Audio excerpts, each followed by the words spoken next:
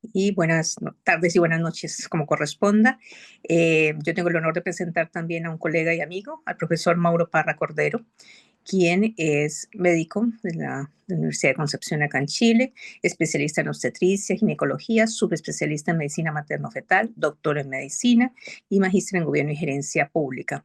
El doctor Parra es actualmente el jefe del Servicio de Ginecología y Obstetricia del Hospital Clínico Universidad de Chile y es un líder indiscutible en Chile en todo lo que es diagnóstico prenatal. Ha sido asesor de varias mesas de trabajo del Ministerio Nacional. Ha tenido también intervención en múltiples procesos de investigación con los fondos nacionales más grandes que se postulan acá, que son los Fondesit, y su línea de investigación fundamentalmente son las áreas de medicina materno-fetal, con énfasis en el cribado, en la prevención de preeclampsia, parto prematuro y el diagnóstico prenatal de aneuploidías, también anomalías congénitas y hacer terapia fetal in útero. Muy buenas noches.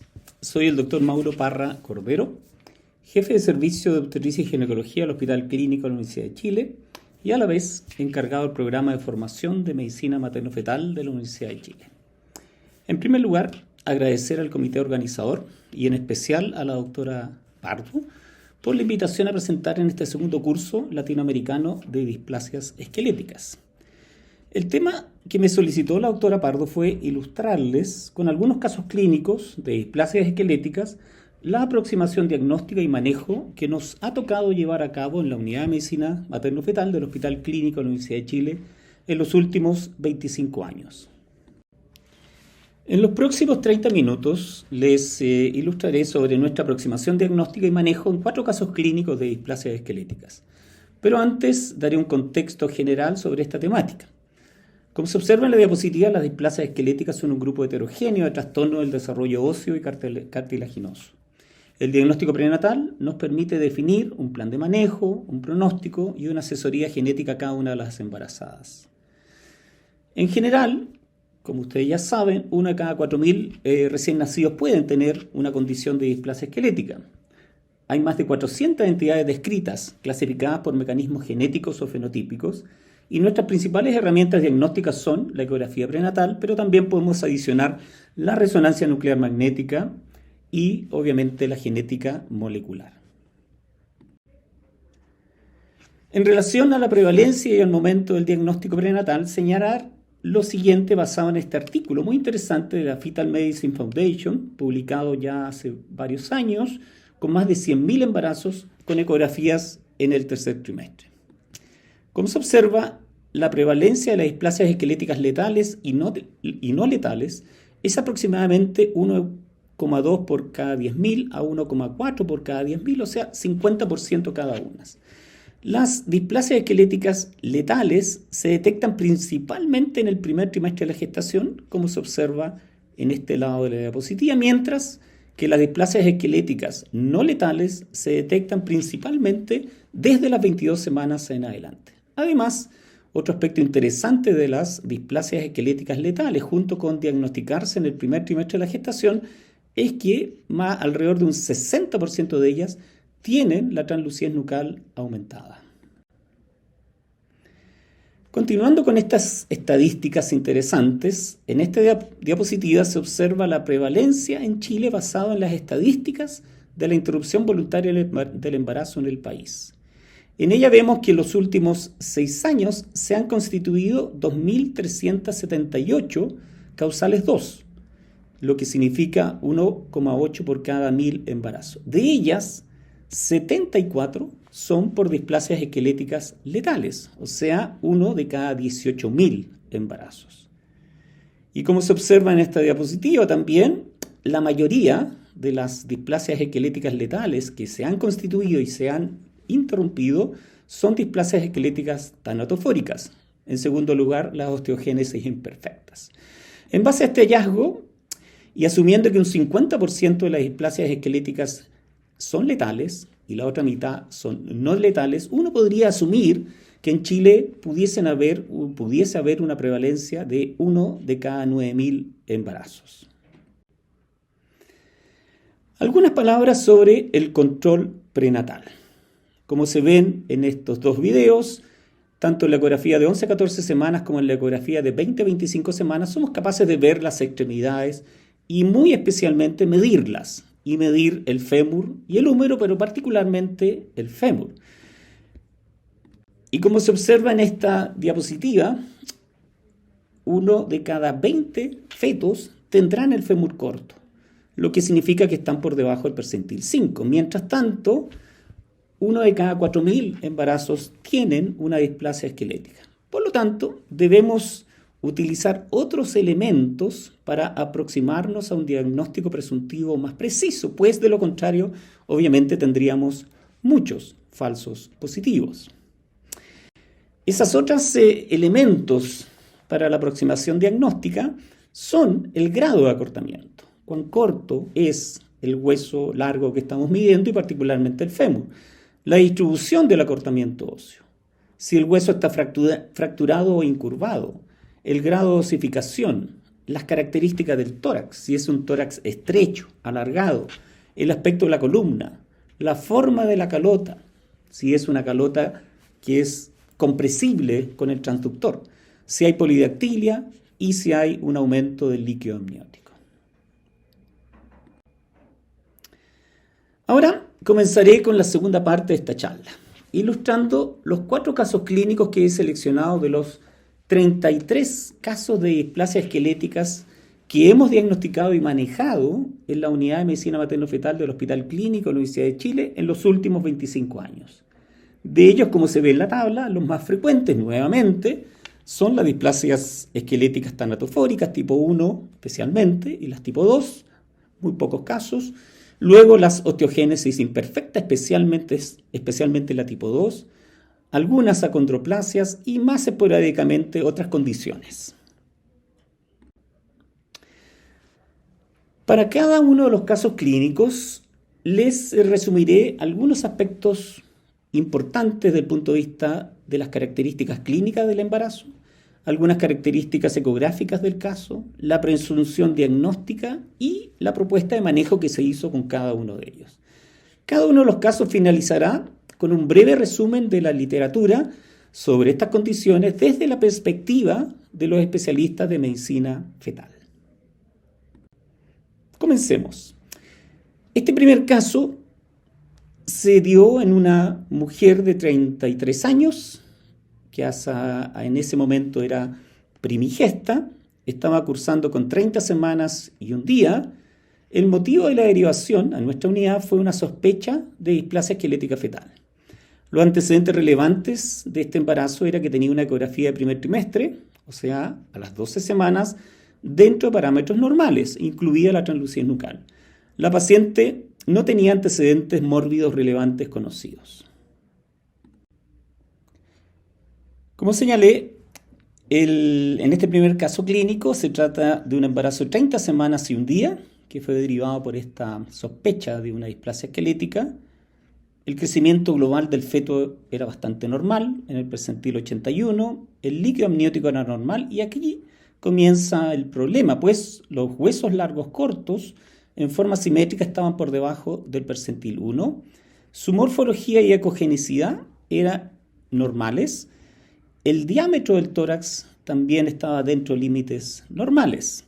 El perfil facial, como se observa acá, era levemente prominente, con una depresión también a nivel del hueso de la nariz, y los dedos de las manos eran cortos y era difícil valorar si aparecía una imagen característica de tridente. Y además este feto tenía una ventriculomegalia leve. Por otro lado, como dije, los huesos largos eran francamente por debajo del percentil 1 y había una franca progresión a alejarse de los parámetros normales, como se observa en estas dos gráficas, y además todos los huesos largos eran cortos, no solamente el fémur, y el tórax en su relación cardiotorácica estaba dentro de los rangos normales, por lo tanto no se sospechaba una hipoplasia pulmonar.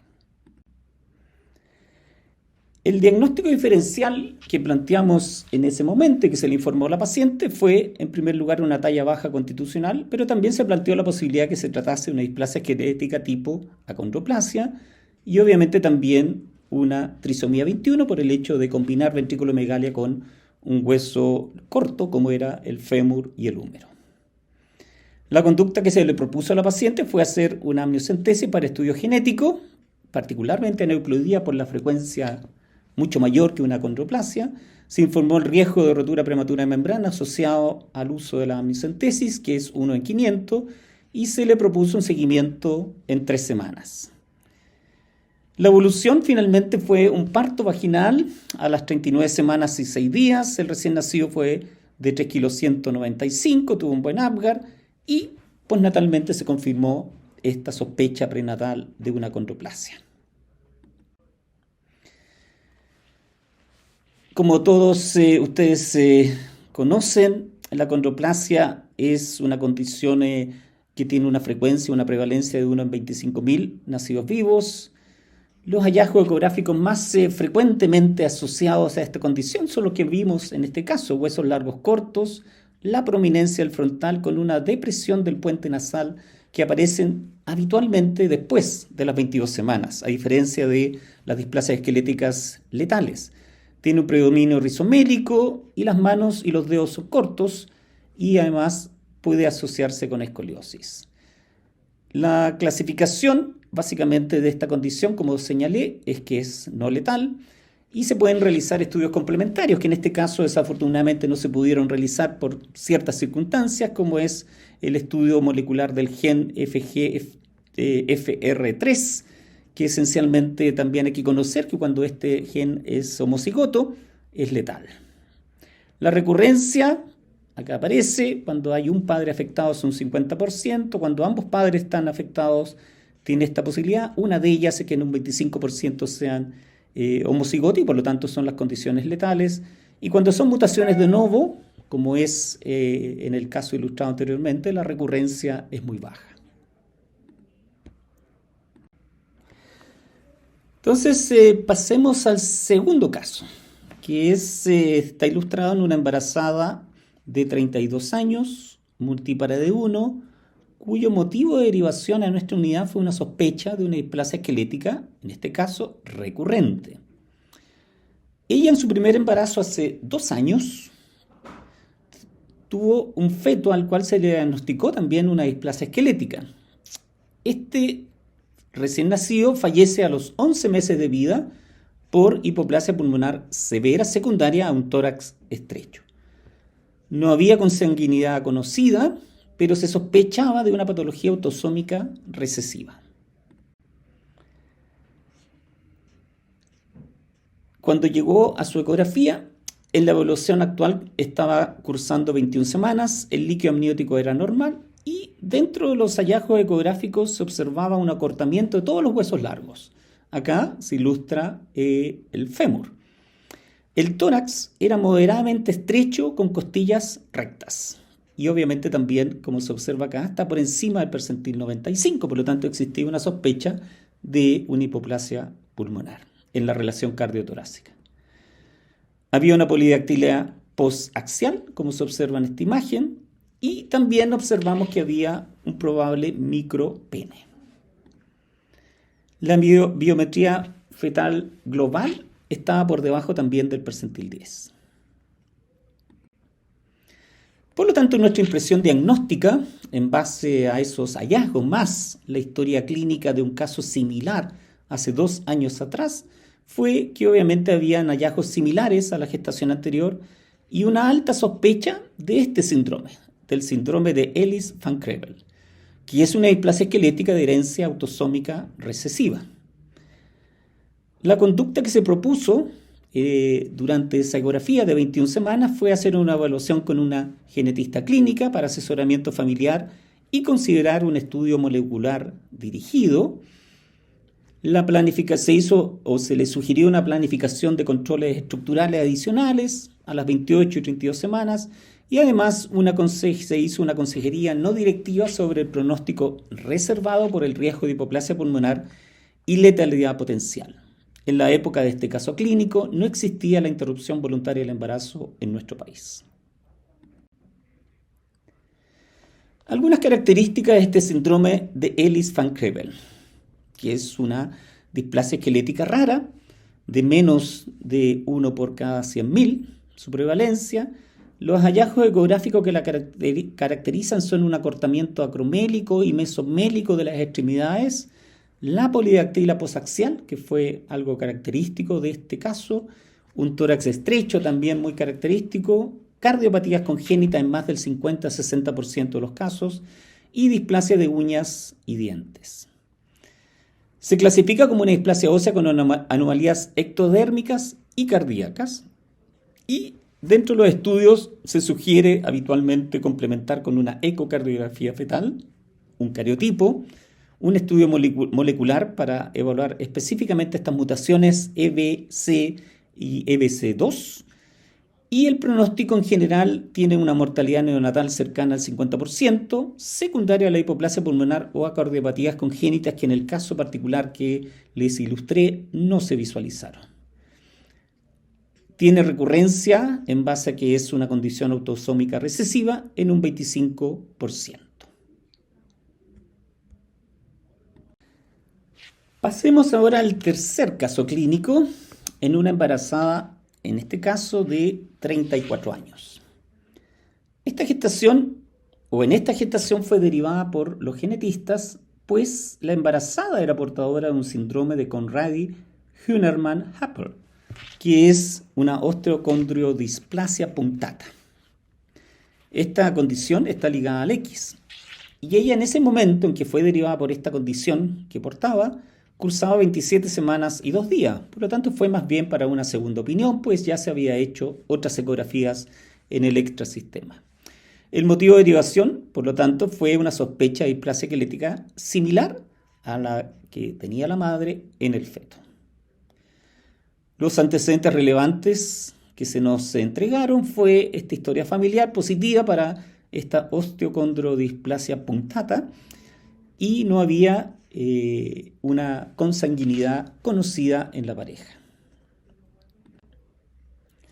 Los hallazgos ecográficos que nos encontramos al hacer la evaluación y que ya les mostraré en la siguiente diapositiva, algunas imágenes que lo complementan, fue obviamente también estos huesos largos, cortos y asimétricos con áreas de alteraciones de osificación y presencia de microcalcificaciones puntiformes, especialmente a nivel del fémur y del húmero y también alrededor de la columna, que ya les mostraré algunas imágenes.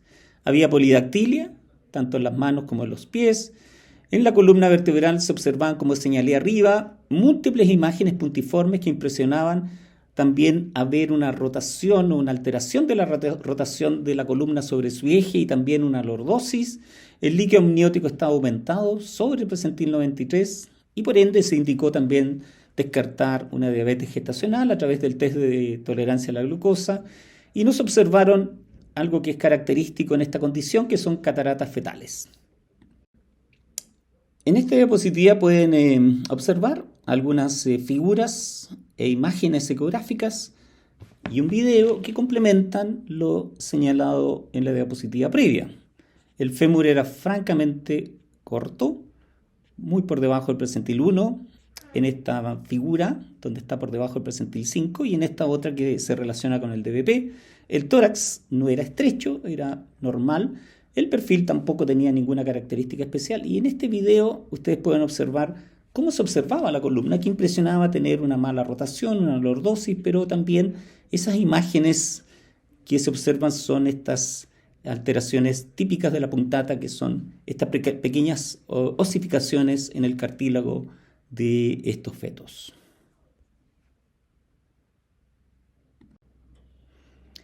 Por lo tanto, en base a los historia familiar de la paciente más los hallazgos ecográficos, la impresión diagnóstica fue obviamente también de una osteocondrodisplasia punctata, de esta forma familiar en el feto, dadas las alteraciones en el crecimiento óseo, el puntillado en los centros de osificación y la disostosis, escolosis y polidactilia que se observó en este caso.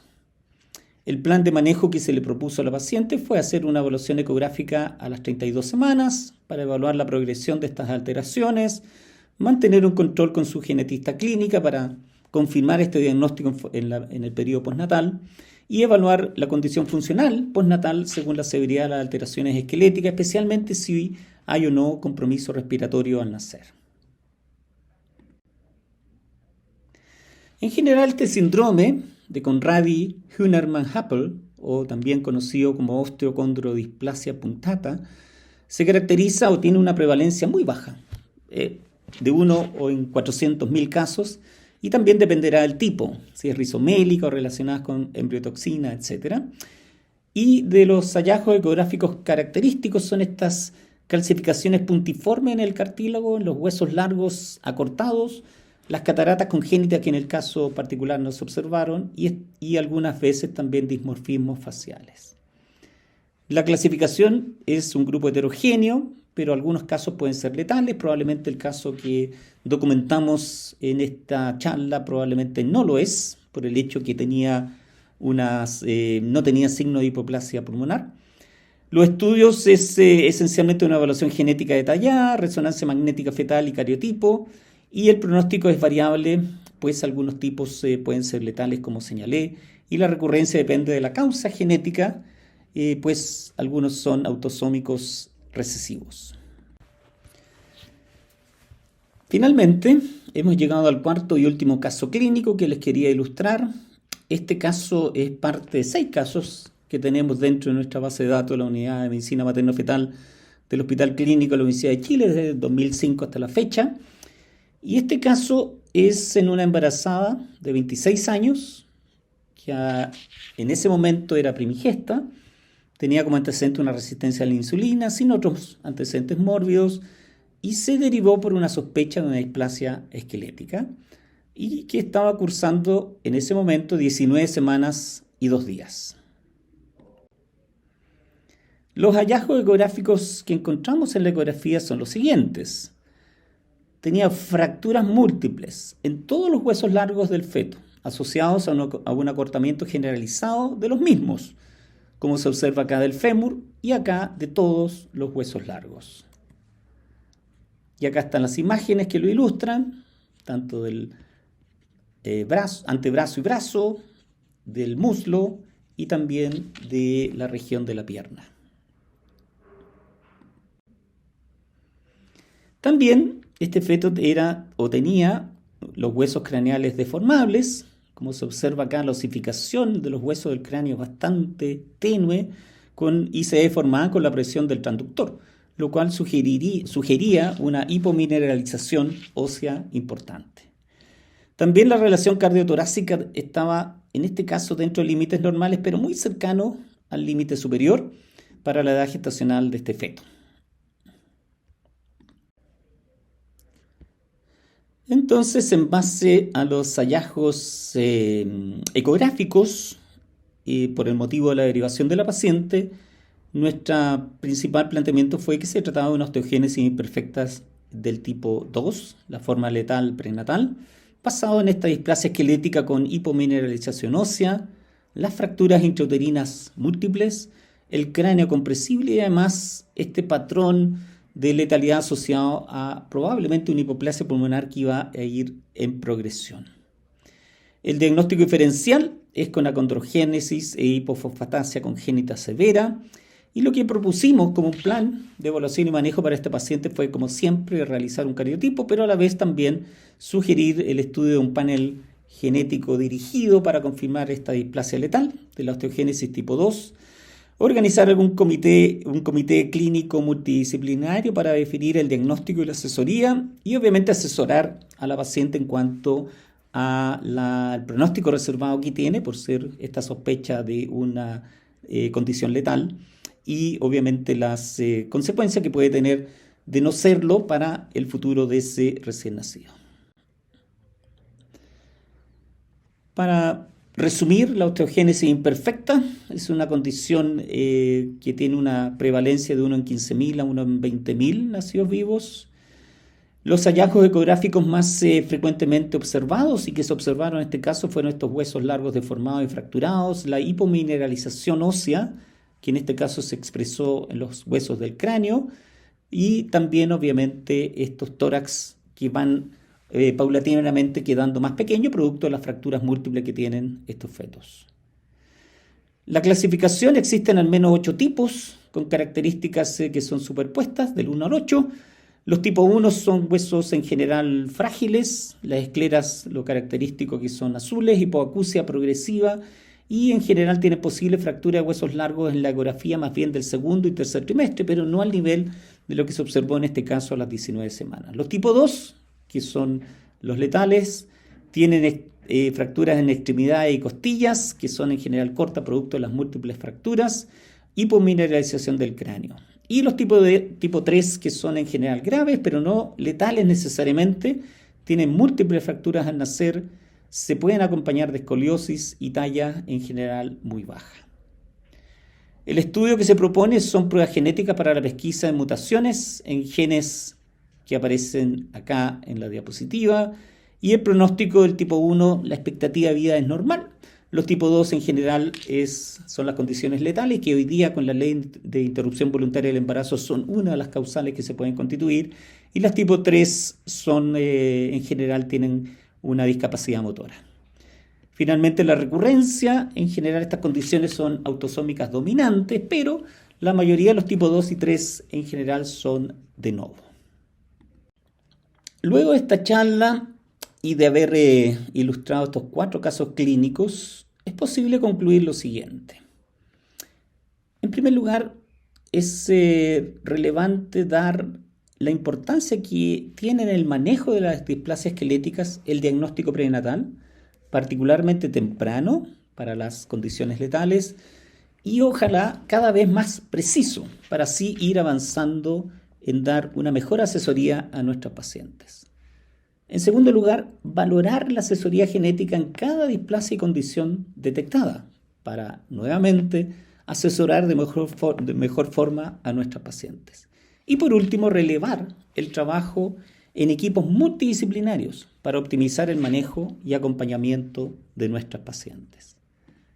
Muchas gracias y espero que les haya sido de utilidad esta charla y los casos clínicos que seleccioné para este curso. Hasta luego.